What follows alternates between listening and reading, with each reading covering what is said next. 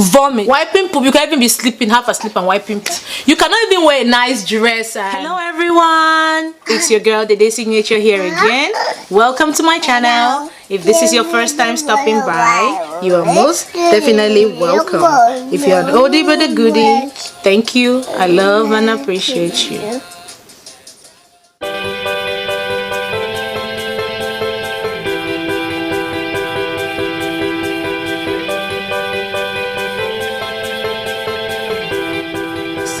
If this is your first time coming to my channel and you have not subscribed, please do hit the red subscription button right down below and join the family.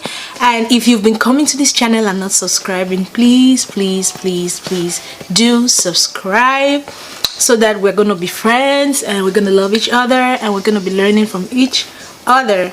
So as you can see from the title, I'm gonna be talking about the things I wish I had known before becoming a mother, and maybe what you all should know if you're not a mother yet, like just becoming a mother and the experience of being a mother, my experience.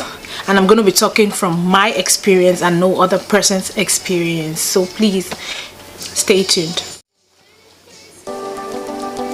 So first and foremost, I wish I had known that being a mother, even though I have been hearing about it, but I did not know the extent to which it was going to change your body completely, like your physical appearance, a lot about your physical appearance, things that you never imagined could change, from being maybe a petite person to being a large person.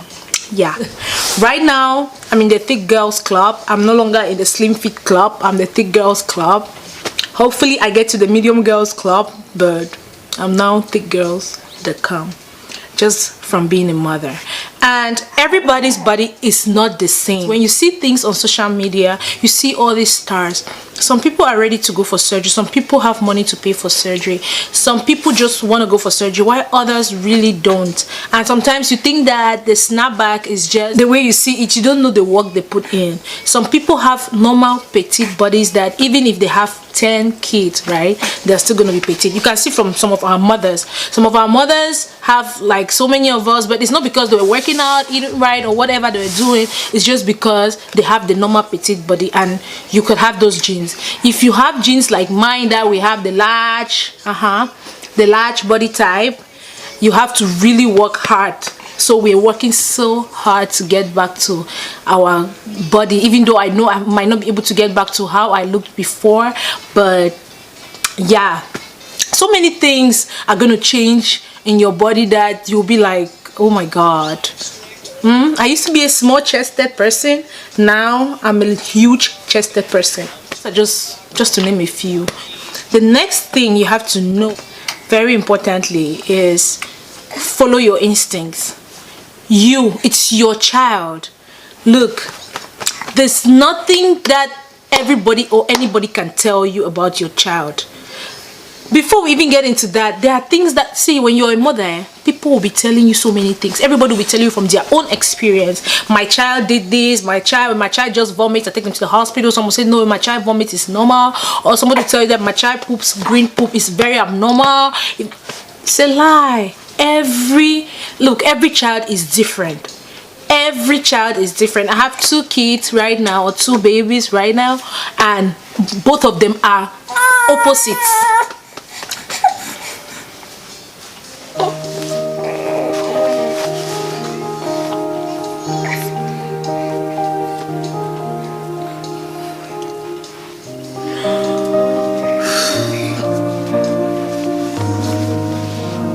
So follow your instincts. As I was saying, follow your instincts and believe in what your instincts tell you. Look, when I feel like my child is not fine, immediately I say it and I think it and I imagine it's going to be true. Any other thing that anybody tells you about the health of their child, it's not going to be the same like your child. So just take that into consideration. Follow your instincts. As a mother, your instincts are very, very strong. Don't listen to what everybody is saying. Just like you can see what's happening right now, doing your own stuff. is very hard. Like, especially when you have young kids like mine. I've not had older kids, so I don't know how it is having older kids. Anybody who has older kids on this channel, please drop your comments below and tell me what you think. But having young kids like I have, just doing YouTube, before I record one video, guys, I use hours. Like today I'm home alone, my husband is at work, so the kids cannot even be there. And sometimes even if he's home and they know I'm recording, especially Daniela, she wants to come, she wants to be part of it and all that. So you cannot do stuff by yourself. I mean, like, you literally don't have a private life anymore. You're going to the toilet to poo, you take them. You're going, especially with young kids like mine, everything you're doing you have to do with them. That's the unfortunate thing, or it's fortunate because you always have company, but you don't have alone time. No alone time. They don't want you to have alone time. Baby, you okay? You want me to talk to you? I know you want me to talk to you. The next point is like your one-on-one time with your partner. I'm sorry, that is something that you just have to bear with, because when kids come, no matter how hard you try, you always pay more attention to the kids. No matter how hard you try, the kids are always going to come first in that relationship until maybe they are able to be independent. But as of now that they are not independent, unfortunately you cannot have that personal time or intimate times with your partner, you guys. I mean, some people, it actually strains their relationship a lot. For others who understand, good thing, their relationship can actually get even stronger because of the kids. But guess what? Your time spent, two of you, that's why most people, like, I mean, a woman or a family with kids always need help. Like, the least help they have. That's why I thank God for my parent-in-laws. Like, I don't know what I would have done if my parent-in-laws weren't around us, because sometimes when we just, no matter when we want to do something or go out or whatever, we just drop them off with the parent-in-laws. Or sometimes you will not even believe it, sometimes my mother-in-law will just come and stay with us, or she'll just come and spend the weekend, whatever, stay with the kids here. And if we have a problem at work and we have to go to work and we cannot call her because the kids are not fine, my mother-in-law will be there. Thank God for that. But imagine that you don't have help and there's nobody to do that for you. What are you going to do? You are very, very limited. So kids limit you a lot.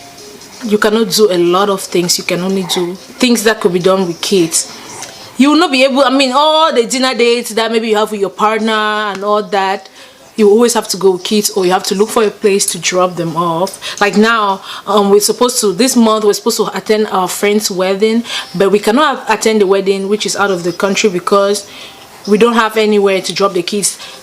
The same time, the same weekend that the wedding is the same weekend that my parent-in-laws are taking a trip to out of state because of, I think, a funeral or something. So those are the only people that we can leave the kids with. So if they are not there, unfortunately, there's nothing we can do. So we have to bear with us, and the kids tell us what we need to do and what we don't need to do. Yeah, the kids literally rule your life. Another thing is, you always feel like you want, sometimes and most times you feel like you just want to be alone. Like, can I just have my alone time? Can I just be alone? But guess what? Let me say, when you go to the shop by yourself, you're so excited and all that, but you're only thinking about them. Like, even I spend time, like, imagine sometimes the kids are maybe sleeping, or let's say the kids are doing something by themselves and my husband and I are talking. Everything we talk about is literally either about the kids. Like, even when you're out or far away from there, you'll be talking about them all the time. Like, when my parent-in-law stay home with them, we go to work and we are texting. Like, my husband and I will be texting about the kids. That's the funny part of it. Like, you will spend, the kids are gonna rule your world. Like, everything about them. I don't know, I didn't know that this is how it was gonna be. The next thing is poop, vomit. All those things are just gonna be normal.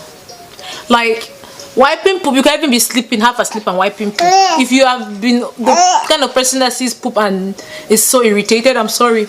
Poop is just going to be your daily bread now.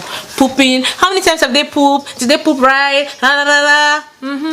That's how it's going to be. Poop and vomit. You cannot even wear a nice dress and, yeah, because they'll either poop or vomit on you, just like now. See, he just threw up on me or he just spat on me.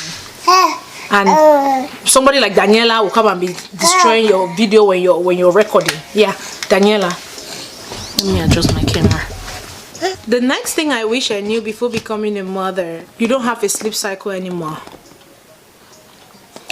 If you have a partner that you guys can be taking turns, fine and good.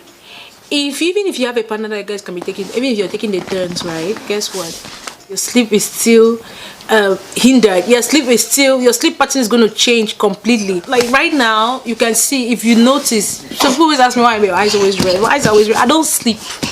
I don't sleep at all. Like, see, I mean, how you sleep? Because sometimes, especially with young kids like this, their sleep patterns are different. Even when you say you want to put them like on a schedule, you want to try to, those things are just theory. Sometimes some kids will actually follow. Good for you. But kids that cannot follow whatever thing you're doing, unfortunately, like now, before I gave birth to my son, Daniela had a sleep pattern. She used to sleep like 9 p.m. every day. That was good.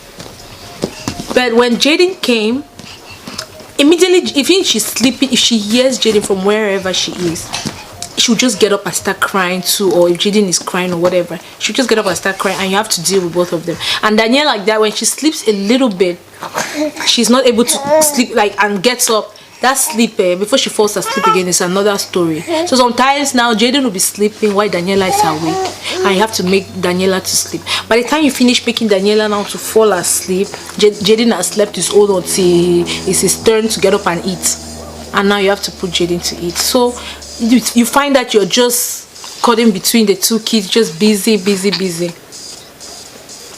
The next thing I wish or you should know is be ready for emergencies. Like, be ready at any time, every time of the night. Be ready. Just like I was saying, follow your instincts. If you just sleep at night, you check on your kids, or you check on the child. The child is running the temperature. What next? You have to run the child to the ER or give the child Tylenol, depending on their age. So you have to be ready for emergency. Kids like that, you just be at work and they'll call you maybe from daycare or something that, hey, your child is sick. Sometimes your boss will just be looking at you like, really? When you have kids, the unexpected is always expected. Like, anything can happen to your kids anytime. You can just be sitting somewhere and they tell you that, oh, your kid has fallen and had maybe a sore or something, whatever. You have to be ready for all those things, all those calls, those emergency calls. Like, you literally don't have a life. When you have kids, your life revolves around your kids. So just take note of that and be ready for that, and don't say you did not know.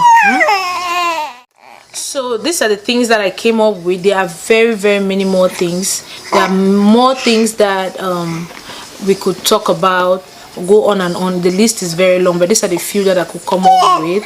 The things to know before becoming a mother, or what I wish I had known before becoming a mother. So if you like this video, please give me a thumbs up.